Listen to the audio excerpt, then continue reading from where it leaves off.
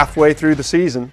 Great weekend of scouting for us. 15 total games scouted in the ACC, SEC, and Big Ten. A lot of good discussion this morning in relationship to fan support, where are the fans in relationship to the program, the students in support of the program. As we move forward and teams emerge, this is important information to understand with 5 weeks now remaining in the schedule. BCS poll soon to be released.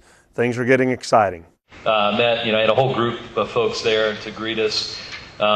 Just incredibly courteous, hospitable folks, But we actually showed up a couple hours before the game, and he took us around the stadium. The stadium's been renovated as well. As we got into the press box, we met our 3 hostesses for the day, and they were wonderful young ladies and said, "We've got you all day." So it was a wonderful experience. They would love to come to Florida. They don't see it happening, but they said if there's any possibility, we really want to come. Everything was wonderful. They were hospitable. They'd love to come here, and even though I'm a Hokie, they were really nice to me. Very excited last week to have announced an extension with the ACC. Now the 3rd selection for the CIAMBRIELLO Bowl, where the 4th was in the most recent cycle. So starting in 2010 December, ACC 3 against Big East 2 and Notre Dame. It's going to be an unbelievable game for CIAMBRIELLO. We're very excited for the ACC, the Big East, and Notre Dame moving forward. This weekend I was able to speak to the athletics directors at both Georgia Tech and Florida State.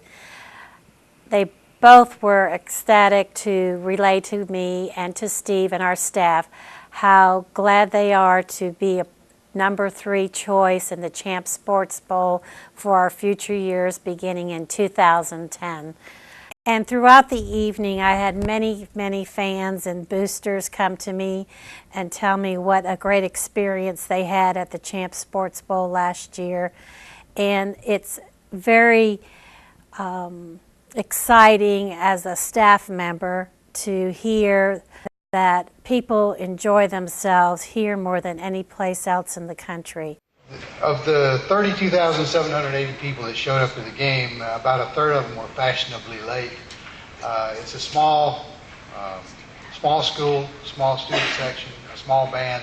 But once they all got there, they were in support of their team. They were loud and proud. Spent a little bit of time tailgating on Saturday, just kind of going through the crowd, talking to a lot of the fans. Naturally, the Iowa fans.